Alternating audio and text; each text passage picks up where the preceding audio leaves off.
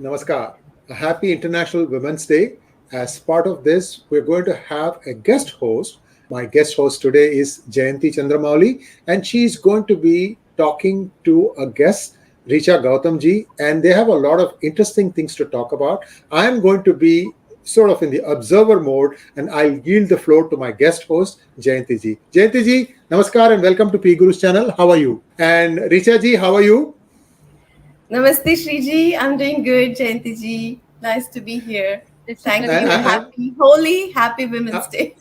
I know you would be rather playing Holi rather than giving this interview, but we will do it very quickly, and then you can have all the Holi you want. So it's a holy day, holiday also. So I think I've done enough bad jokes. I'm going to go into quiet mode. I'm going to yield the floor to Jayanthi. Jayanthi, go ahead and intro our guest. I've never done it properly. Richa ji's many things. You're going to see a new facet of her today. So I will yield the floor to you, Jayanthi. Over to you.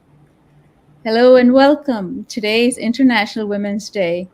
It's a day to celebrate women. Sanatana Dharma asks us not only to celebrate women, but to honor them at the highest level. We worship the feminine, divine as Devi, and we're reminded Devi lies within each of us. But we're often blind to the realities that many Hindu women face, especially in places where Hindus are persecuted minorities. Women are often the worst victims of violence. This Women's Day, we would like to take this opportunity to highlight the situation of Hindu women in Pakistan and Bangladesh, post-partition and post-1971. To do that, we have a very special guest, Richa Gautam. It is an honor to have her with us. Richa Gautam is the executive director of CARES Global, a global alliance that works at 3 levels. And Richa ji, I would like to ask you to introduce yourself. Thank you, Jayanti ji. Thank you so much. I'm so glad to be here. Happy Women's Day, but also happy Holi. CARES Global, I know it's a very new organization. I should tell a little bit about it because we started out last year and we've been doing a lot of work on the quiet, like in the background and not really spoken much about it, but that there are 3 areas of focus for CARES Global. One is, of course, looking at minority rights, and we work specifically with, documentation, raising awareness, and also setting up refugee rehabilitation for Pakistani Hindus and Bangladeshi Hindus. And also other communities, Christians and Sikhs. So that is one aspect of it. Secondly, I'm looking at diversity and inclusion, and caste has come up as a big issue this past couple of years. And within that framework, we will look at caste, we will look at diversity, obviously women's issues. Thirdly, we are looking at civilizational studies, so that is, again, emic perspective on history, emic perspective on, emic really is a little bit technical term, but it is looking at indigenous ways of, indigenous lens to our civilization. So those are the 3 aspects of CARES Global. And thank you so much for having me today. Thank you for elaborating on what emic means. So could you elaborate a little bit on what the situation is for Hindus in Pakistan and Bangladesh today, particularly for Hindu women? Yes, absolutely. So first of all, I want to say happy Holi. And just today, somebody sent me a video of the Latmar Holi that happens in UP, in a small part of the town. And I was just thinking of women's empowerment, women's, just the fact that this sort of a ritual exists. It has a very beautiful story behind it. Like, there is a story about Krishna coloring Radha with too much color to try to make her look exactly like him. He's supposed to be Sham, and that time Radha took a stick and started to beat him. And so women beat the men on this day in that particular small town. I don't know where exactly. But what I was thinking at that time was, can we even imagine such a ritual in any other country? Maybe Pakistan, maybe Afghanistan. from where we get visuals of men beating women and whipping women for crimes committed and things like that. So it's a whole different cultural shift when we see from a Sanatani perspective how empowered women have been, and that is why when we see the parts of greater India like Afghanistan, like Pakistan, like Bangladesh, seeing horrible atrocities against women, where we know that in Pakistan, there has been an EU Parliament report which said that 3 girls are abducted every single day. Most of them are Hindu, some are Christian, and some Sikh. They are forcefully abducted, converted, and married off to men thrice their age. These are minor girls, not even out of school, and they are then not allowed to ever go back home. So definitely this is a big issue that I work on since the past few years, and we are raising awareness, sending reports to EU, to people, to EU Parliament and to UN, and also working with US legislatures to create awareness. So those are some of the things. I also want to talk briefly about a group of women. We came together recently when Chanda Maharaj, a girl, was abducted in Pakistan. Yes. And right, it was about like 9 months ago. And she was abducted. She was less than 16, I think around 15 years old. So they were able to at least fight the case and get her recognized as a minor after a lot of struggles. But because the abductor had already converted her, and already she had been married once, so she cannot go back home to a Hindu family because now she's a Muslim, and so she is being kept at a shelter home. I have been working with minority leaders in Pakistan. There was a delegation that was going to UK, from UK to Pakistan, with whom we have sent letters to Pakistani ministers, but we have not heard any positive feedback. And now I'm working on sending some reports into the United Nations. Yeah, that is incredible work. You're also a member of, founding member actually, of Women's Alliance Against Radicalism and Rape. Is that some of the work that you just referred to? That is so true. That is exactly under the banner which we are doing this. So a few of the organizations have come together, and specifically women from each of these organizations across the world have come together to form a group called Women Against Radicalism and Rape. Because what we have realized is that this issue does not exist only in South Asia. There is heavy immigration across the world, specifically I would say Europe, where in UK, for example, you have the grooming gang issue. So they are known as grooming gangs there. And one of the reports that came out said that over the last 40 years, 20,000 women have been abducted almost every year, which means about over 50 women per day. And these are all minor girls. I shouldn't even say women. These are little girls who are being seduced, they are being drugged, they are being photographed in compromised situations, and then they are being exploited as prostitutes, with gang rapes happening every week, every weekend. So these are like reports that have started to come out now with social media, and many of these issues are labeled differently in different parts of the world. For example, like I said, grooming gangs in UK, they're just called simply rapes in Sweden, where Malmö is declared as a rape capital of the world because of the rising immigration from Syria, from Afghanistan, and Pakistan. The rate of rapes, and I will share some slides eventually if we can fit them within the framework of this interview, it would be awesome, because there's very startling numbers that we will see in UK, in Sweden, in India as well. In India, it's known as love jihad. And we started to document some of the love jihad cases. And one of the things I focused on was just the murders. You know, we've seen the refrigerator case, the suitcase, case where a girl was killed after being seduced and used, and then she was cut into pieces after her murder. So those kind of cases, Nikita Tomar, for example, was murdered in broad daylight. These are the cases that have received wide media attention.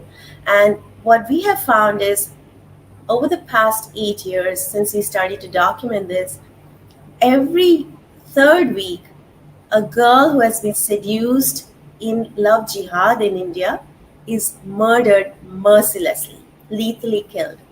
So, on a day like Women's Day, it is very pertinent for us to focus on the kind of violence that the world is seeing. And that is why Women Against Radicalism and Rape have come together to make sure this is heard, there's policy created around this issue.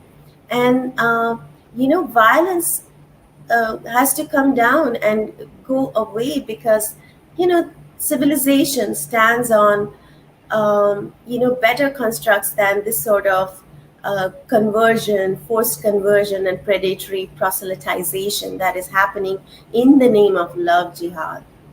Yes, and those facts and figures that you mentioned, those would be very helpful because it would help raise awareness, and also b, it would help counter those who try to gaslight us and tell us there's nothing happening when there's the worst sort of exploitation, violence, and abuse that is taking place. Um, One of the things that has been a big issue is the 1971 genocide that took place, and there's still a fallout of that that's still ongoing. Could you speak to that? Yes, thank you. I think that is probably the most widely recognized genocide and mass rape that happened, of women, specifically Hindu women.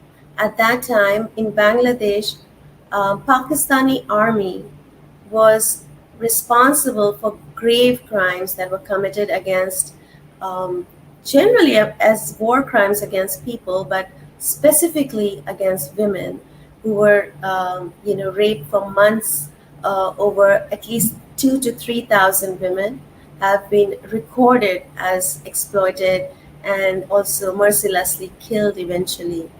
So these are gory details that have been recorded in media, in videos and photographs. And I think those are pictures that have always stayed with us. Once you see them, you cannot unsee them. And today, I think we are working in Hindu Action specifically, is working with various other groups to highlight this through HR 1430, a resolution that is being tabled by a bipartisan with bipartisan support. So I think this will go a long way in recognizing some of the crimes that have been committed. And these people, not only have they gone scot-free, but we do understand that they currently even live in the United States and are, many times working on anti-India, resolutions, anti-India propaganda, etc. And I understand that some of the people who were perpetrators of this violence have actually been involved in promoting resolutions, say for caste or other resolutions against India, but specifically the ones on caste. It's interesting that people who perpetrated the worst sort of violence upon Hindus um, in Bangladesh and Pakistan, most of whom are Dalits, are trying to push and present Hindus as being especially oppressive. Could you speak a little bit more about that? These caste resolutions are the biggest, caste has been the biggest trope that has been hurled onto Hinduism. We all know over many series of educational work that have been done, that it was a colonial imposition on us as Indians, during the colonization. And that is the reason caste exists across all religions in South Asia. That is a known fact, despite the fact that people keep saying it's Hindu and embedded in the Hindu hierarchy, that we all know is a propaganda, Goebbels propaganda that has been propagated from time immemorial, right? So we are a wounded civilization, as someone said to me, and I do agree that one of the wounds that is being inflicted on us is the false idea of Casteism. And we are going to work, one of my goals is to work with the diverse community in the United States to dissolve this caste trope that has been held on to us.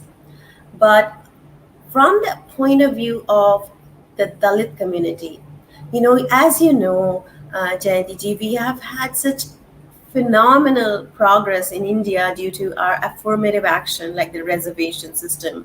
Over the years, these people who were identified as Dalits during the 1900s, early 1900s, where did this Dalit class come from, first of all?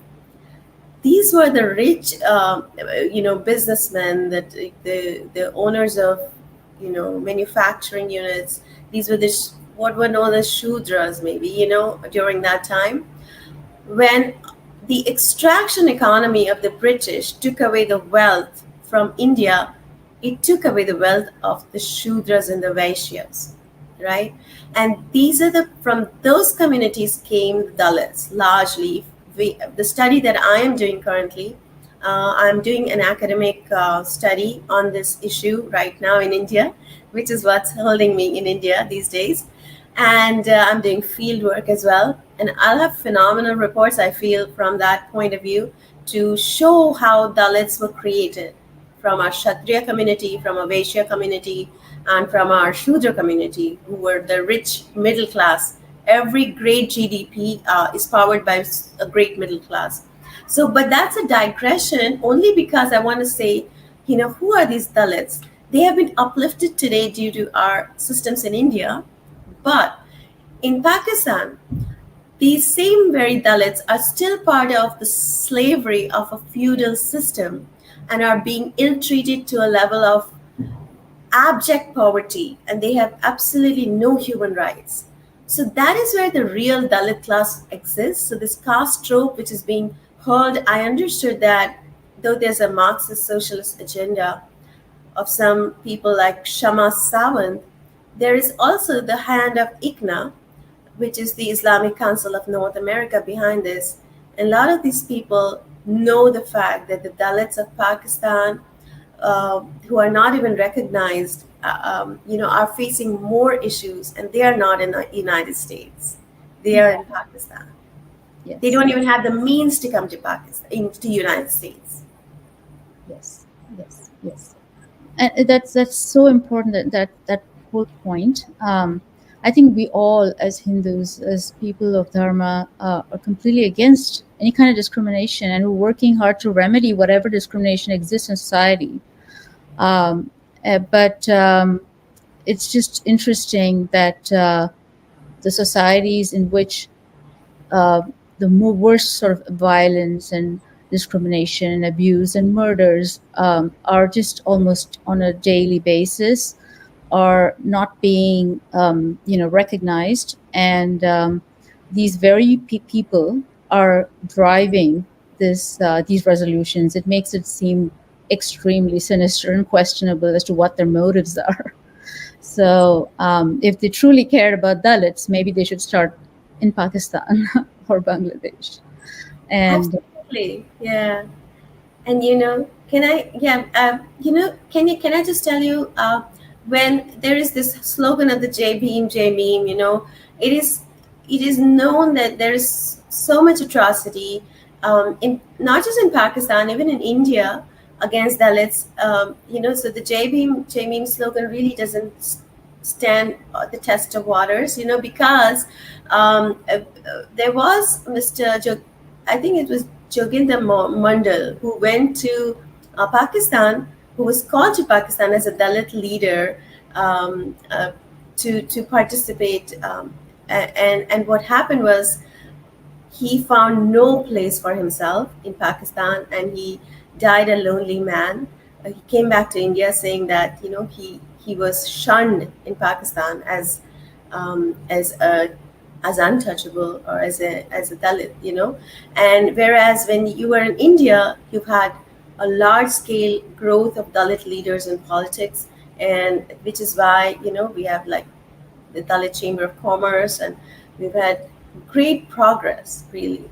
The only one state where we had discrimination was Kashmir before, right, before the onset of or the removal, abrogation of 370, because there, those who came to Kashmir as Dalits, as Valmikis, who helped to keep the sanitary system in Kashmir alive, they were not allowed to even practice. If their children became doctors, they still would not be allowed to work as doctors or as nurses or any other jobs. They were told to just stick to that particular work as a Valmiki. So that all came to an end when 370 was removed and human rights were restored in Kashmir. Yes, and that was one of the most important reasons for abrogating 370, was to restore these rights to Dalits, who in the only place, the only state in India where that was, they were being denied, you know, rights was because they were a minority. Whereas in Pakistan, Bangladesh, they don't even have equal rights under the state. The state actually systematically discriminates against them, right? That is so true. There is systemic discrimination. For example, a Hindu cannot become a prime minister in Pakistan. It's a theocratic state where only a Muslim can rise to be a leader, right? So that sort of thing. And these are the people who come to the United States and are targeting Hindu Americans, calling them, all sorts of names. And systemic discrimination also includes the divisiveness of keeping a Dalit census separate versus, the upper, so the businessmen and the upper class Hindus, as they call them in Pakistan, which in India is completely banned.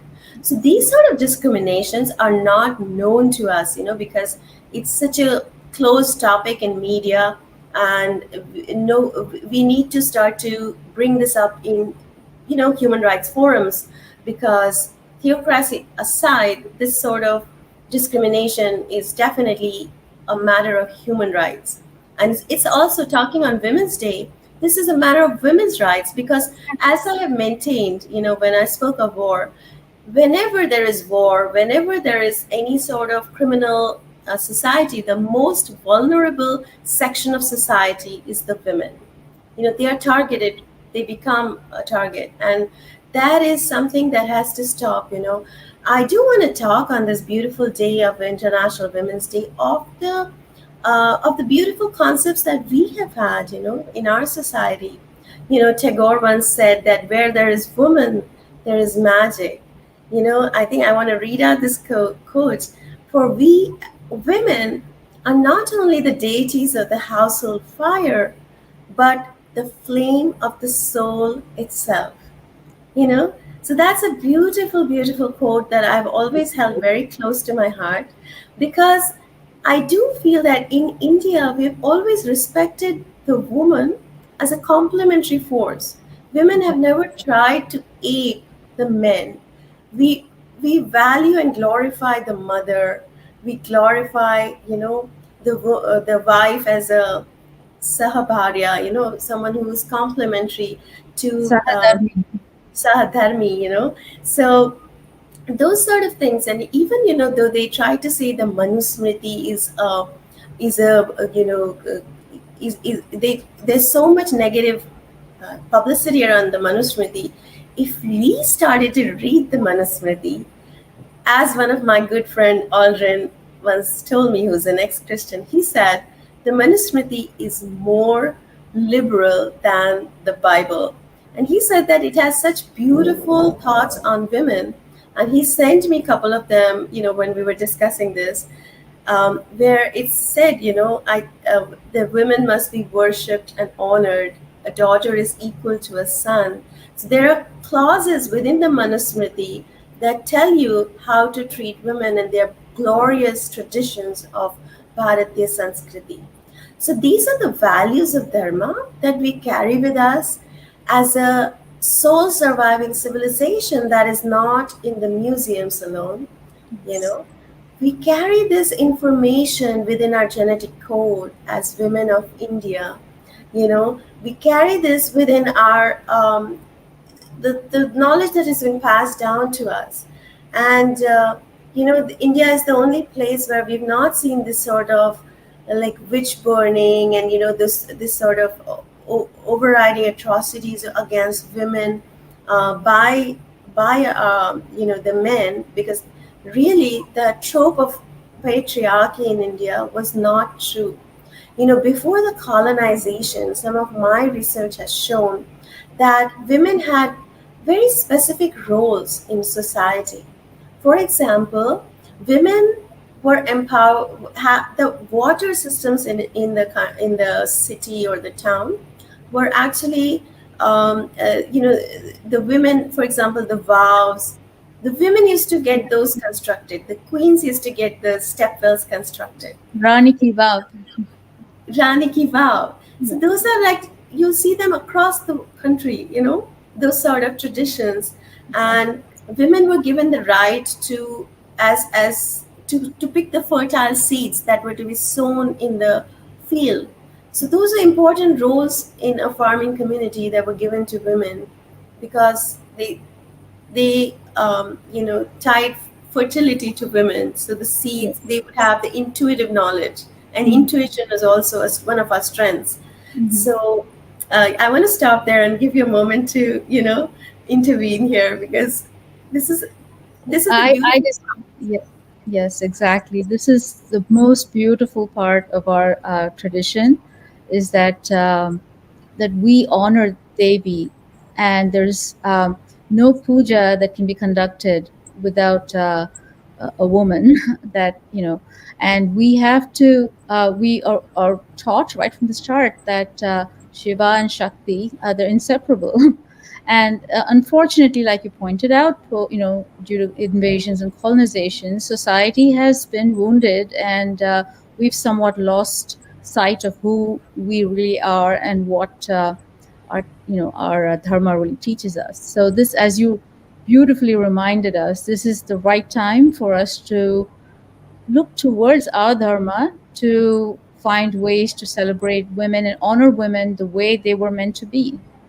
And so true. I really appreciate your conversation with bringing the conversation to women and what our dharma has to offer, and reminding us that we must stand for all women around the world, and in fact, indeed, stand for all Hindus around the world, because an attack on Hindus anywhere is an attack on Hindus everywhere. And it is our duty as Hindus to be able to speak up for those who cannot speak up for themselves. So thank you so much. Thank you, Jayanti. Shriji, if I may just conclude with one remark. I do see that we as a civilization have the Devi. The Devi is sleeping across the world, but in our area of the world, she is still thriving to some extent. And I think that is a message that on this Women's Day, we do carry for the world, because whether it's Lady Liberty in America, or Minerva and other goddesses of the Roman and Greek civilization, who are, I feel, just sleeping, they need to be revived again. The balancing of forces really needs to come about during this time when there is a churn going on. We can see it, and I do feel on this Women's Day that when the Devi, the balancing of the forces come up, when the Devi arises again, then we will have a much more equitable world, So with that, I guess I just want to say thank you so much for calling me on this Women's Day. Beautifully said. Thank you so much, Richa ji, and thank you so much, Jayanti, for guest hosting this program. Today is International Women's Day, and today is also Holi. Stay safe out there and enjoy this program when you get back after your fun time. And please do listen to this story here, this message that's coming out of two wonderful women. And please do add your comments. Please feel free to also subscribe, share, and like our channel. And also don't forget to click on the bell button for notifications. Once again, young ladies, thank you so much. Richa ji, Jayanti, namaskar. Thank you.